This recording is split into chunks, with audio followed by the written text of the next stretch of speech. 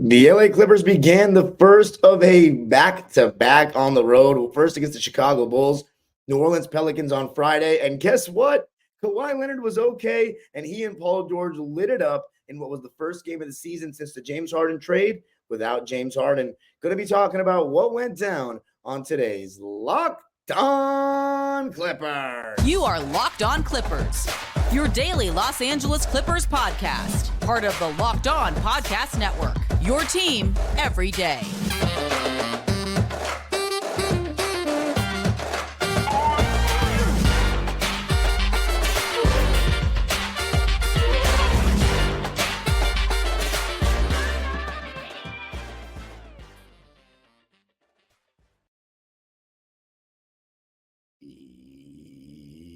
Yes, sir. You are locking in with the Clips. Thank you for making Locked On Clippers the first listen of your day, your team every day. I'm your host, Darian Vaziri, born and raised in LA, and in my 19th season as a Clipper fan. You can also follow me on Twitter and Instagram at Dime Dropper Pod, and subscribe to my own YouTube channel, Dime Dropper, where I went live directly following the game against Chicago to give my thoughts right after.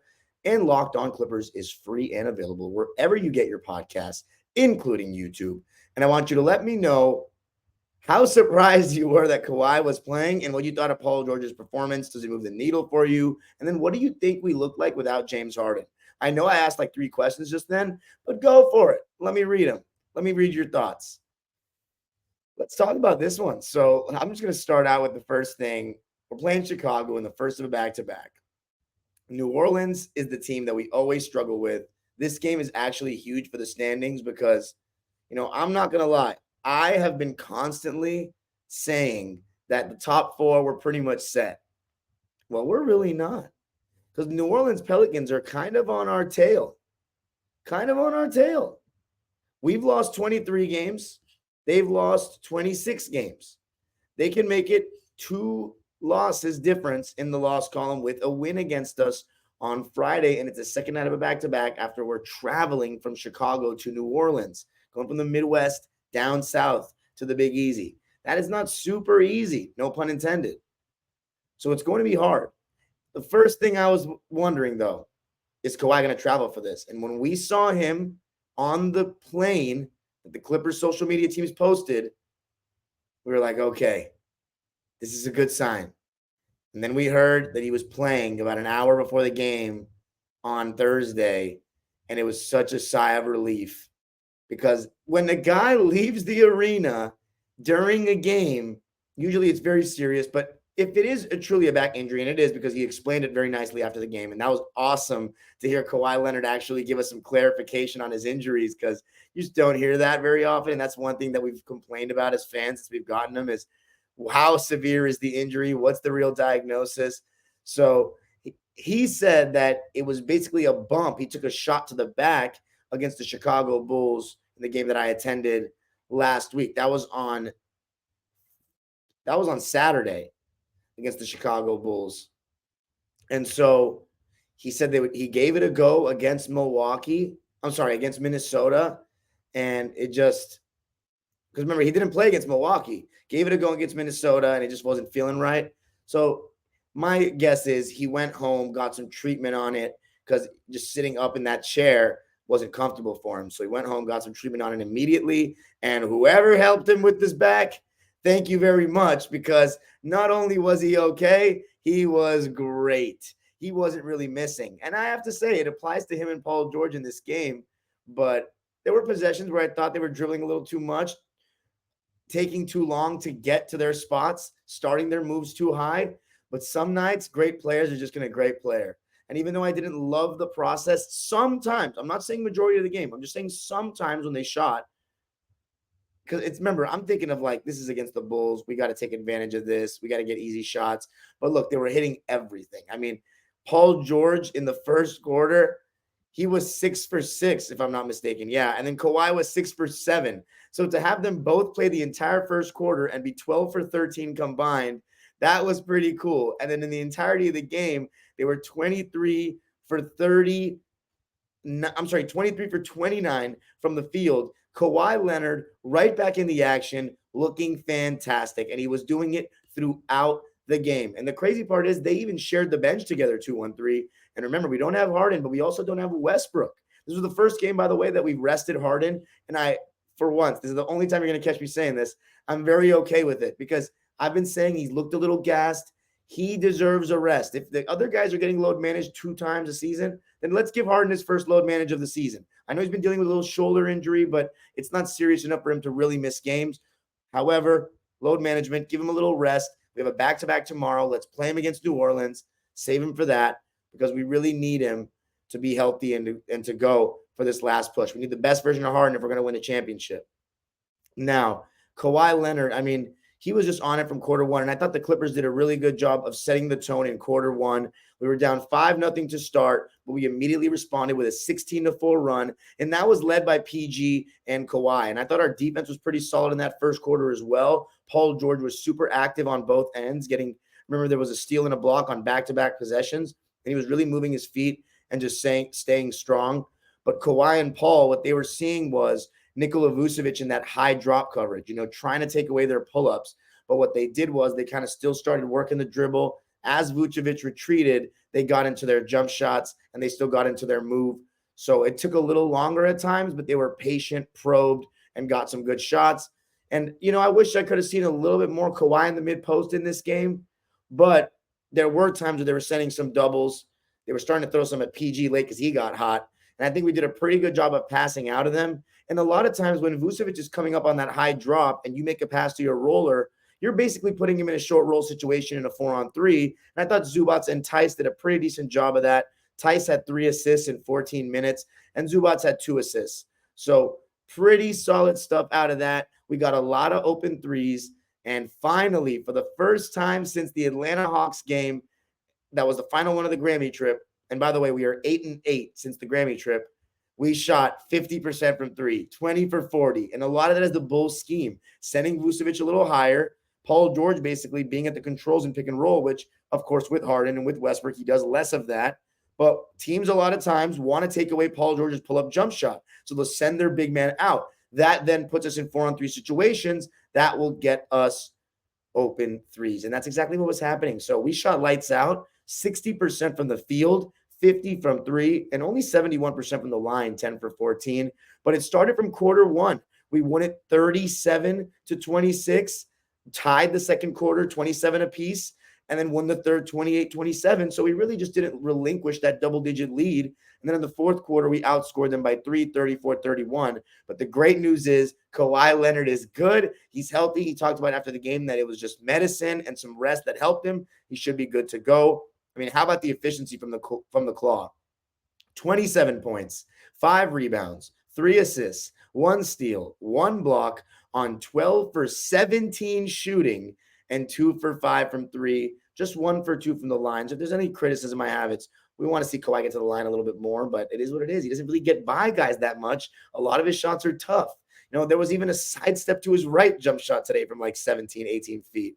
He makes tough shots, but the thing is, he is a tough shot maker. That mid-range is like a layup for him. And as long as he continues to take that shot and then mix it up with some threes off the catch, he should be golden and still be very efficient in the playoffs like we're used to seeing. And when I say used to seeing, I mean as basketball fans, not as Clipper fans, because we've only seen him in the playoffs twice.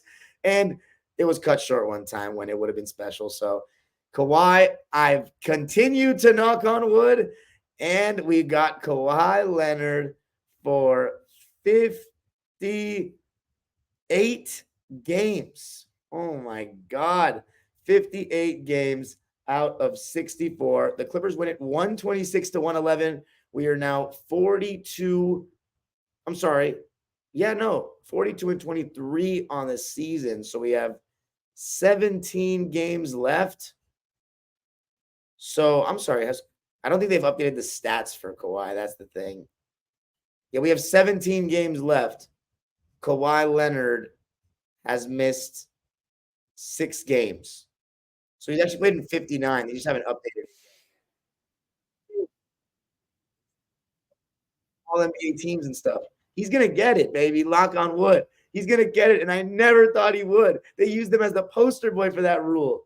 Unbelievable. More games than last season, more games than 2021, but that was a shortened season, and more games than 2020, although that was a shortened season too. And he's 3 games away from having more games than 2019.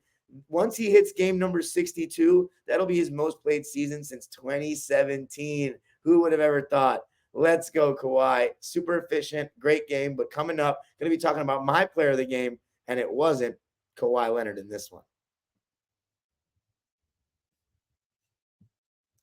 I got to tell you a little something about eBay Motors. Our partners at eBay Motors have teamed up with Locked On Fantasy Basketball host Josh Lloyd to bring you some of the best fantasy picks each week, all season long. Whether you're prepping for a daily draft or scouting the waiver wire, every week we're going to provide you players that are guaranteed to fit on your roster. So let's see who Josh has picked out for us on this week's eBay's Guaranteed Fit Fantasy Picks of the Week. I'm going with Norm because Westbrook's out. So I'm going to go with Norm, and he's been very consistent, and he only proved my point in this game against the Bulls, and I haven't talked about him just yet. But let's go with Norm. He's my pick. No, you can never go wrong with him. It's the first time a Clipper's been on the list, so I'm going with him. Josh Lloyd from Locked On Fantasy Basketball is going to help you win your fantasy championship, and eBay Motors knows a championship team is about each player being a perfect fit. Same with your vehicle. All you got to do is this. With over 122 million parts for your number one ride or die, you can make sure your ride stays running smoothly. Brake kits, LED headlights, roof rack, bumpers, whatever your baby needs, eBay Motors has it. And with eBay Guaranteed Fit, it's guaranteed to fit your ride the first time, every time, or your money back. Plus, at these prices, you're burning rubber, not cash.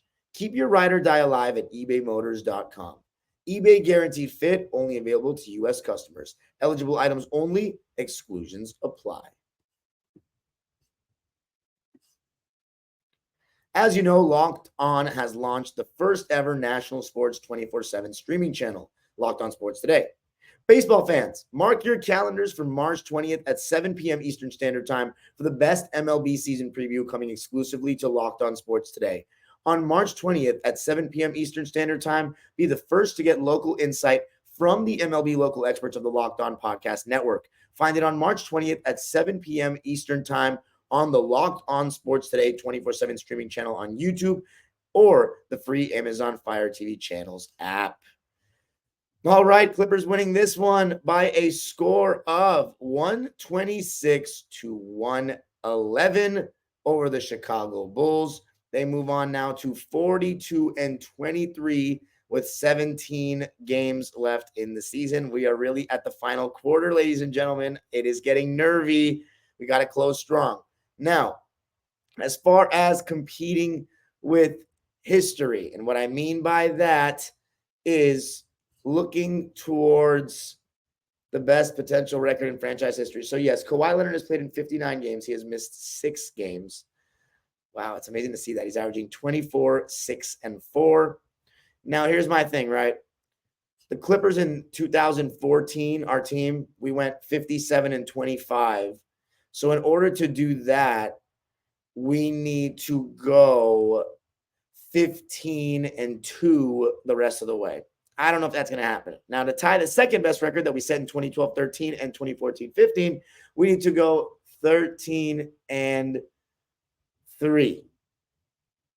No, the math's not mathing there. 14-3. So we'll see if we do that. I just think it's not possible, but I'll be optimistic. Now, if a certain somebody played like they did in this game, then it'll happen.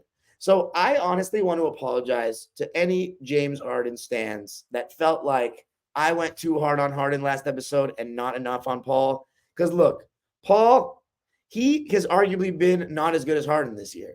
He is more disappointed than Harden because, in my opinion, he's still in the shape where you see him do things athletically where you're like, this guy is still a beast. He's so much taller than James. Like, he has so much more natural talent. I just think he is more frustrating, but I know who he is. And the thing is, he has still earned his stripes as a Clipper in big moments, historic Clipper moments. Now, that doesn't give him a pass, though, for this upcoming postseason. Everything is riding on the line with Paul George here. This game was just an example of a bounce back. It felt like he saw the slander everywhere, and man, did people go at him after last game. And you know what? I don't have any pushback with that. But this game, nothing about his process was really different, in my opinion. I think he did actually get some mid-post touches. You know what? I retract that statement. There were some things different about his process. But a lot of the shots, those are just shots he misses normally. I shouldn't say normally, but when he goes cold, these were jump shots, a lot of long jump shots, a lot of tough contested shots after a lot of dribbles. Not saying he dribbled way too much, but as I mentioned with Kawhi, there were just some times where he was ISOing against DeSuma or Caruso, who are, again, very good defenders, but just felt like he could have been a little bit more, what's the word? Direct, more deliberate with his games, with his dribbles, getting to his spots. And I thought late in the game when you saw him getting hot and he started to catch the ball at the elbow or a little bit closer to the basket inside the arc, you saw hard doubles coming. And that's part of the reason I love Paul George getting doubled like that and catching the ball over there, is because he will see hard doubles. Now, as I mentioned in the first segment, with Vucevic playing in that high drop, they're basically blitzing Paul George, or it looks like it at times. So when they do that, Paul can make passes, and they've done it both times against the Clippers.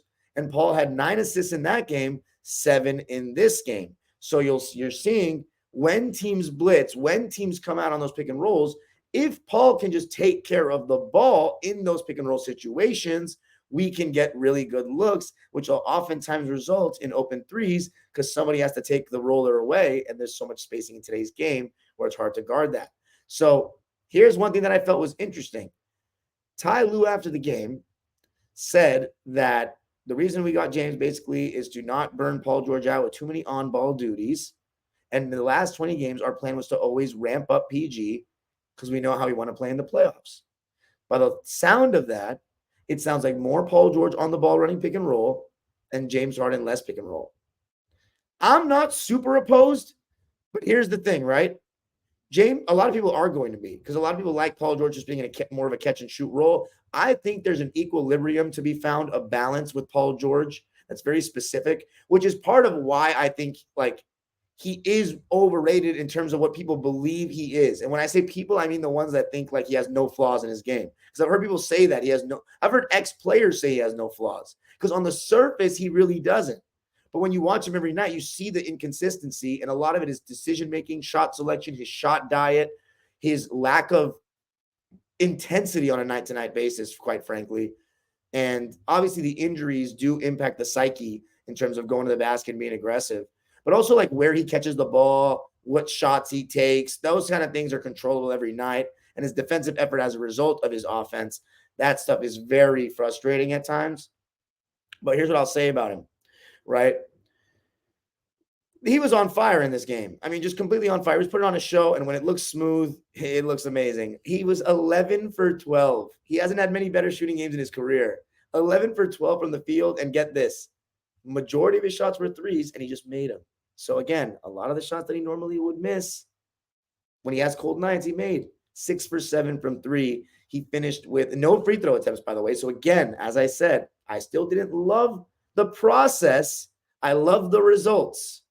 He still needs to be a little bit more aggressive and catch the ball closer to the basket like we saw in that fourth quarter. 28 points, 5 rebounds, 7 assists, 1 steal, 1 block. I like his defense a lot in this game. In 35 minutes of play, he was truly spectacular. I give him my player of the game vote for sure. But that's the thing about Paul. I mean, he's the real wild card. Going back to what Ty Lue said. Look, I'm not super opposed to the whole Paul George pick and roll thing, but here's the thing, right? I think there's a balance to be found that gives him the best rhythm to be the best version of himself. But that's what makes it hard with Paul George is he has all these characteristics, but we don't know what the perfect way to use him is. It's sometimes he wants the ball more, sometimes he wants it less. Sometimes he doesn't shoot enough. Sometimes he shoots too much. He has no go-to moves. It's almost like he has too much for his own good. His game is anything but simple. That's why Kawhi is better than him, is the mentality, the confidence, the simplicity, and the IQ. So Kawhi has go-to moves. He has spots, stuff he gets into all the time that are high percentage things. Paul George, not as much. But the thing with the pick and roll stuff, it all comes down to if Paul George can take care of the ball. If he's throwing it away recklessly, then forget that. More James Harden pick and roll. Here's what I'll tell you about Pete. When they blitz him, he does a pretty decent job getting that first pass over the top, and then we're in 4-on-3s. When teams are playing drop coverage and they force him to make a cross-court pass or a pass on the drive, that's when he struggles. Because the thing is, when he can make just a simple pass over the top, that's easy for him. Even then, sometimes he'll make a bad pass. But when he's on the drive making a dish, that's when you can see his flaws come out as a passer. So against blitzing teams, PG will get us good stuff. He's got to punish teams in drop coverage for them to blitz. And against great drop bigs and good point of attack guys, that's when he and Harden kind of struggle. Coming up, though, going to be talking about the guy who took Harden's place in the starting lineup in this one, Bones Hyland, and a very big night, a career night for Busy. Going to be talking about it coming up. I got to tell you a little something about Stitch Fix. With Stitch Fix, you get a stylist who understands your style, size, and budget. They do all the shopping for you. It's the easiest way to update your wardrobe this season. I just give my stylist my size, style, and budget preferences. I order boxes when I want and how I want, no subscription required. And they send 5 just for me pieces, plus outfit recommendations and pro styling advice. I keep what works and send back the rest. And if you don't love something, just send it back. Shipping, returns, and exchanges are always free. Style that makes you feel as good as you look. Get started at stitchfix.com/lockedon. That's stitchfix.com/lockedon. stitchfix.com/lockedon.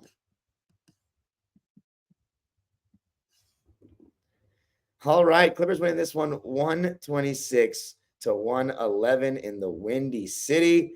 I thought our bench, had some really great moments. We didn't go too deep into it, but we had Daniel Tice, who played 14 minutes. He had 4 points, 2 rebounds, and 3 assists. I'll say this about Tice. He was very quiet in this game, 2 for 4 from the field, but I will say he was not getting the better of Andre Drummond. In fact, Drummond was getting the better of him. He had a very good game off the Bulls bench, 15 points and 7 rebounds on 7 for 8 shooting in 16 minutes. He was like going off. And then we had Amir Coffey played 22 minutes. I thought he was solid. His was pretty good. Made 3 out of his 6 threes. So we'll take the 50% from 3 all day. He was 0 for 2 from 2, but 9 points, 3 rebounds, and assist and steal in 22 minutes. I'll take that all day from Amir. I think he's actually been playing a little bit better the last couple of games. And then we had Brandon Boston and Norman Powell. Now, I'll talk about Norman Powell in a sec after Busy. But Brandon Boston played just 8 minutes, only in the first half, but I really liked what I saw. He had 5 points. One of them was on a nice take. He probably should have gone to and 1 on. He had 1 rebound, and he was 2 for 3 from the field. His only missed shot was a 3. And almost positive he got a steal, but they just didn't count it or whatever reason. But I remember he got to a loose ball. Again, I really like Brandon Boston's potential defensively with his active hands and long arms. So some really good stuff being shown by Brandon in the last 2 games that he's played. I'm sorry, 2 of the last 3 games that he's played. Now, Busy. What a way to come in and step up for our team. He was creating good shots all night, but what I loved about him was he wasn't being too, let me create, too hot doggy. When he was with Kawhi and Paul, he let them cook. And I thought he had a great pace to him tonight. He got the ball at the court and swung it quick. And I'm not going to lie, this is going to sound like hate, but I'm not. Please don't confuse me saying that we're better without Harden, because we are not. Absolutely not. I am not saying that in any way. But I thought the ball was moving better without him, which is obvious because we're not going to have a guy who, 1, dribbles a ton, and 2, is so good in the pick and roll. We just don't have that. And I think both, even though he made some good reads in this game, there are still times where he's coming off the screen, he's not creating the advantage that he should be. And I don't know if it's because his feet are wrong or he's going out too wide and taking too wide of an angle coming off that screen. But a lot of times the point of attack guy is still too attached to him coming off screens. And for how quick and kind of nimble he is, that shouldn't be happening. So I think that comes with reps. And I think somebody he can learn from that's amazing at that is James Harden. James Harden is so good at using angles to cut off his defender chasing him on the screen and basically making a 2-on-1 situation out of any screen that's set for him on the ball. So we'll see. I mean, I've heard that James Harden keeps guys to work after practice on pick and roll, so hopefully that's something they're going over. But nothing is better to work on that kind of stuff than in-game reps. But again, I thought his pace was good. There was just one stretch there was a lineup I thought did pretty well. It was Brandon, him, Tice, Amir, and Norm. But there was one stretch where I thought he was hot dogging a little bit, dribbling a little too much.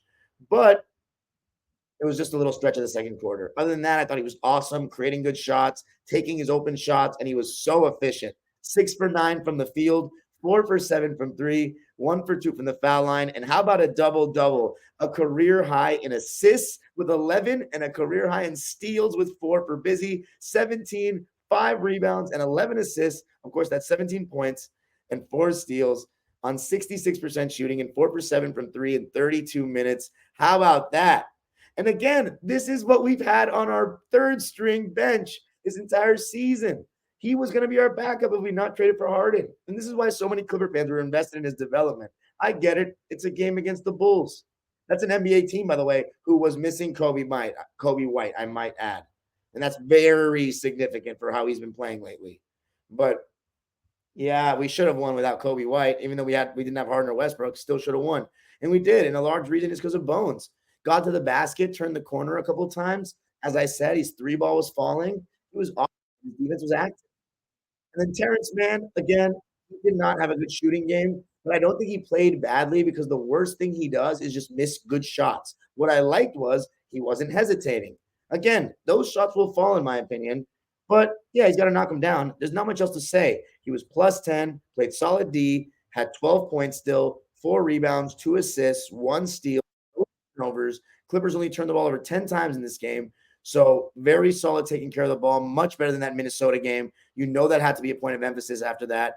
But Terrence having double-figure scoring night, even when he was 4 for 13 from the field and 2 for 7 from 3 in 31 minutes, you'll take that because he's going to still do the right things on the basketball court. Now, one of the strategies I thought we used that was interesting was we know Nikola Vucevic is going to pick and pop, and Zoo's going to play drop coverage. So we made sure that we had somebody rotating on a Vucevic, and then swinging the Bulls would swing the ball, and we'd start scrambling, which a lot of times would leave Zoo guarding a wing player or a guard in the corner or something like that. And for the most part, I thought we showed help for him on need be and did okay. So it worked. You know, I'll give credit to the coaching staff. It worked. And it was good because Vucevic, he still was 8 for 14 from the field, but we didn't let him take any more shots than he ended up taking. Because with the amount of ball screens that they ran him with as a screener, he could have gotten a lot more shots if we didn't send that rotator over. So the Bulls still shot really well from 3, and they're not a very great 3-point shooting team. They shot 48% from the field and 46 from 3. So they shot well. We just shot better. And it's because our stars were just so good. Last but not least, Norman Powell. Actually, let me read a bit to Zubatz's line. I thought he was fairly quiet, but some decent defense. He still needs – he's not looked like that old Zoo yet. And, yeah, James Harden not playing definitely hurt that, but you got to be a little patient, I guess. But we need the best version of Zoo going into the playoffs, or we're not going to win the championship. He had 6 points and 8 rebounds, 2 assists, 2 of our 10 turnovers. Kawhi had 3 of them, by the way. So basically half of them were Kawhi and Zoo. And 2 of them were Norm. So 7 of them were just those 3 guys. Zoo was 2 for 3 from the field, made both of his free throws. So you love to see that in 32 minutes of play. He had the highest plus minus of any Clipper with a plus 23. All 5 starters were plus 10 minimum. So great job. And then Norman Powell, Mr. Consistent, comes in, scores immediately, coming off those left to right curls, knocking down the 3. He's just so automatic. 6 for 10 from the field and 3 for 6 from 3. So he shot 60, 50, 75, 3 for 4 from the line, 18 points off the bench. I mean, he's just spectacular, is he not? 6-man, that man. We're a 6-man breeding ground. But yeah, Bones Hyland, awesome performance. Look, I'm not super hyped up on this win. Just good to get back to winning ways. We're 8-8 since the Grammy trip. That's the honest truth. New Orleans is going to be everything. Should Kawhi even play? Zion is really, like, we're talking physical matchups. Zion's going to be trying to dominate us in the paint. He played so well, though, Kawhi. That's the thing. And it's such a big game. I say if he can play, he's got to play, but I'm a little worried. I don't want him to, like, someone ram into his back or Zion just go into him like crazy. I don't know. Let me know what you guys think. But, yeah.